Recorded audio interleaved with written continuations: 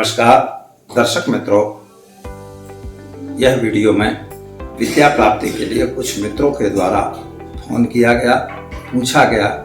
हमारा लड़का पढ़ता नहीं है और उसको याद नहीं रहता, साथ ही में उसको पढ़ने की इच्छा नहीं होती अथवा तो कंपटीशन टेस्ट में पास नहीं होता। इन सभी के लिए यह एक प्रयोग बहुत अच्छा है।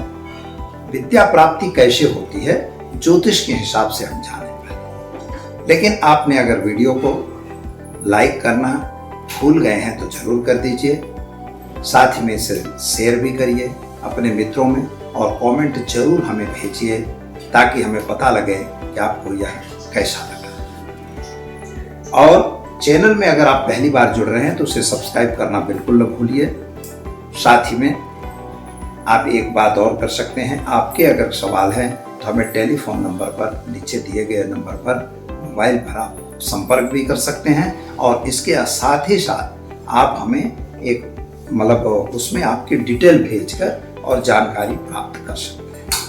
तो चलिए हम शुरू करते हैं आज का वीडियो। पहले माता भगवती को वंदन करेंगे।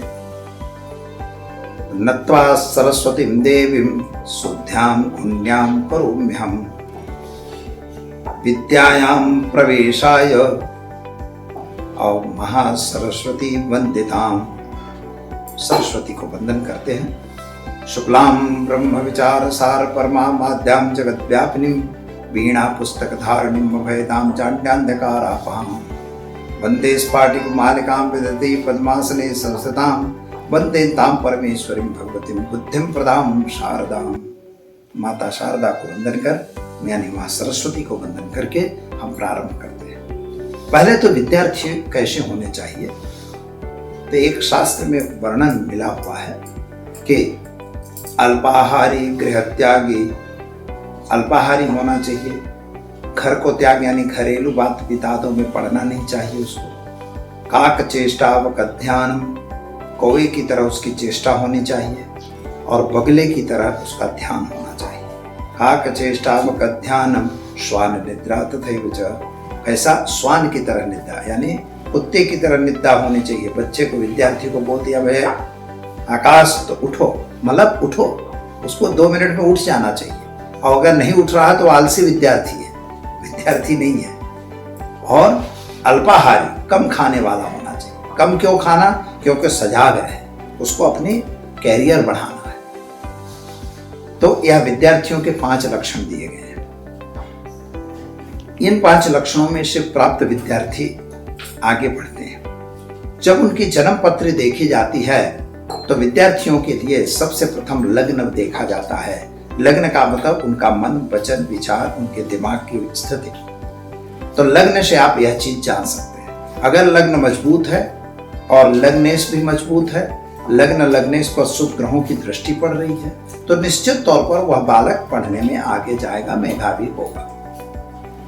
अब यही स्थिति द्वितीय भाव, जो प्राइमरी एजुकेशन कहते हैं, तो प्राइमरी एजुकेशन जो है वह आपके लिए द्वितीय भाव से प्राप्त होता है। जो दूसरा भाव है उसे प्राइमरी एजुकेशन, उसे वाणी भी कहते हैं, बुद्धि धन भी कहा जाता है, कुटुंब भी है और प्राइमरी एजुकेशन है। तो कभी कभी क्या होता है, हमने देखा है कि छोटे जो बच्चे होते हैं तो पहले कमजोर होते हैं पढ़ने में, बाद में जब चतुर्थ भाव जो है वो आपके 10वीं 11वीं 12वीं का भाव है, तो वहां पर जब आते हैं कॉलेज के लेवल पे तब वो लड़के मेधावी होने लगते हैं। और जो पंचम भाव है वो आपके उच्च अभ्यास का है, जैसे आपने मास्टर डिग्री की, PhD किया, डीलिट किया, इसके लिए। तो वहां से आपको पता लगे कि बालक जो है आगे डिलीट वगैरह करेगा, आगे बढ़ेगा। चतुर्थ भाव में उसको ये स्थिति का निर्माण होता है। तो आप ये तीनों भावों को देख के, लग्नेश को देख के, यानी 5 भाव इसके बनाए गए। अब इनका सबसे बड़ा पंचम भाव का मालिक जो है गुरु महाराज होते हैं और भाग्य का भी मालिक गुरु महाराज है। उसका फल गुरु महाराज देते हैं, एकादश का भी गुरु देते हैं। तो गुरु की स्थिति और गुरु की दृष्टि, एक जगह ऐसा भी मिला है कि भाई गुरुजीव जो है स्थान हानि करो जीव, लेकिन ऐसा नहीं है। स्थान हानि करो जीव ये सिद्धांत सही है, लेकिन वह शनि,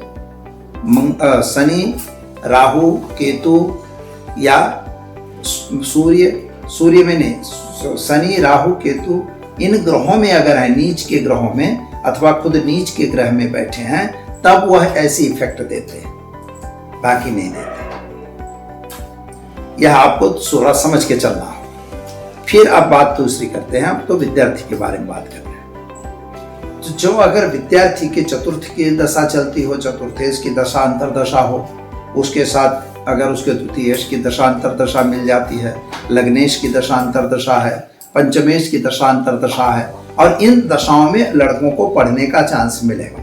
अगर यहीं पर उनको विदेश वगैरह में जाना है तो वो द्वादश और 6th हाउस को देखना होगा, और वहां से उनकी विदेश जाने की स्थिति को देख सकते हैं कि कैसे विदेश जाएंगे। पराक्रम की स्थिति भी अच्छी होती है अगर तो भी विदेश जाते हैं, तो वो बच्चा विदेश जाके पढ़ेगा। अष्टम भाव इसलिए देखा जाता है कि वो हॉस्टल में पढ़ेगा या हॉस्टल के बाहर पढ़ेगा। अगर उसको हॉस्टल में पढ़ना है तो अष्टम भाव कैसा है, क्या उस पर शुभ ग्रहों की दृष्टि है, पंचमेश की दृष्टि है, पंचमेश अष्टमेश साथ में अष्टम भाव में है, यह स्थिति को देखा जाएगा। यह तो आपकी जन्म पत्री को देख के ही फाइनल हो सकता है। तो वह लड़का हॉस्टल में अच्छा पढ़ेगा। अगर वह अष्टम भाव कमजोर है, अष्टम भाव व्यवस्थित नहीं है, शनि राहु से ग्रस्त है, तो ऐसा बच्चा जो है वो हॉस्टल में जाके बिगड़ जाएगा। यानी कुछ लोगों को बहुत वो होता है कि भाई हम अपने बच्चे को हॉस्टल में रख के पढ़ा देंगे तो बहुत आगे बढ़ जाएगा। ऐसा नहीं होता। आपकी कुंडली के हिसाब से ही पता लगता है कि यह बच्चा हॉस्टल में नहीं पढ़ सकता अथवा तो पढ़ सकता। तो यह है आपको देखना। दूसरी बात क्या होती है कि कर्मेश उसका क्या है, किस प्रकार का वो काम करेगा, तो उसके आधार से भी विद्या का आधार होता है। तो वह नौकरी करेगा या बिजनेस करेगा, अथवा नौकरी और बिजनेस दोनों करेगा, तो यह भी चीज देखी जाती है, वही अभ्यास से पता लगता है। तो आज विद्या की बात हो रही है, तो द्वितीय भाव अगर मजबूत नहीं है तो उसके वस्तुओं का दान करिए और उसको मजबूत करिए। गुरु को विशेष तौर पर ध्यान दीजिए। बच्चों को गुरु का पूजा पाठ यानी कि ब्राह्मणों का मान सम्मान, अपने गुरुओं का मान सम्मान, यह नियमित रूप से करते रहना चाहिए। कुछ बच्चे आजकल हमने देखा है कि जो गुरु को ही सामने बोलेंगे, गुरु के सामने पान मसाला गुटखा खाते हैं, तो वो बच्चे बढ़ने वाले नहीं है, वो पढ़ने वाले भी नहीं है। ये भी आप ध्यान रखिए। यानी जो अपने गुरु का मान सम्मान नहीं कर पाता, उस लड़के को विद्या प्राप्त नहीं होती अथवा कमजोर होती।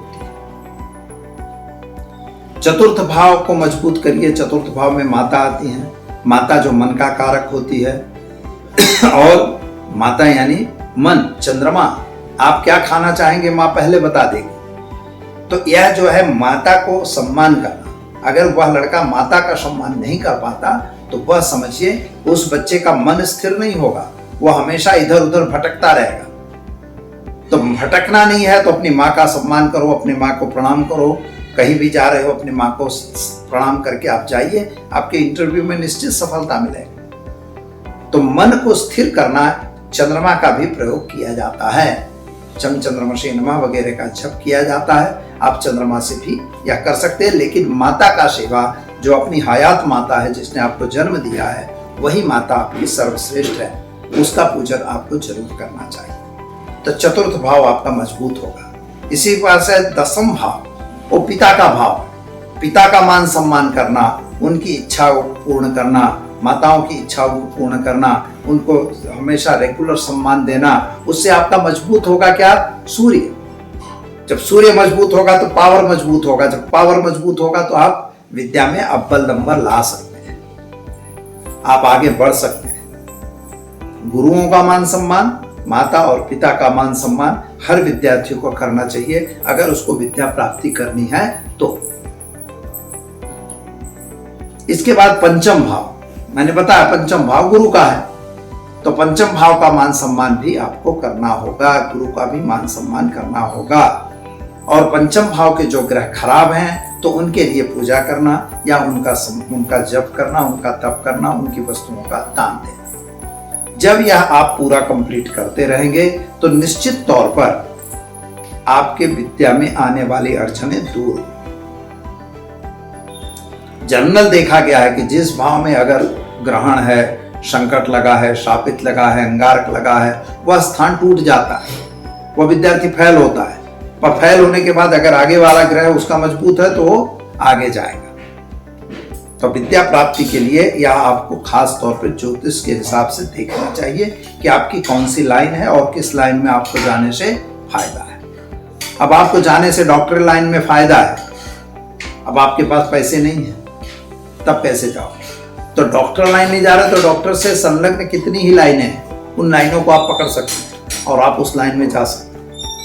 इंजीनियरिंग की लाइन है तो आप इलेक्ट्रॉनिक इंजीनियर में जाएंगे, मैकेनिकल इंजीनियर में जाएंगे, कंप्यूटर इंजीनियर में जाएंगे, किस क्षेत्र में जाएंगे, सिविल इंजीनियर में जाएंगे, तो यह आपको देखना होगा। तो वह आपकी जन्म पत्री ही बता सकती है कि आपको कौन सी दिशा में जाना चाहिए, और यह केवल विश्लेषण से ही पता लग सकता है।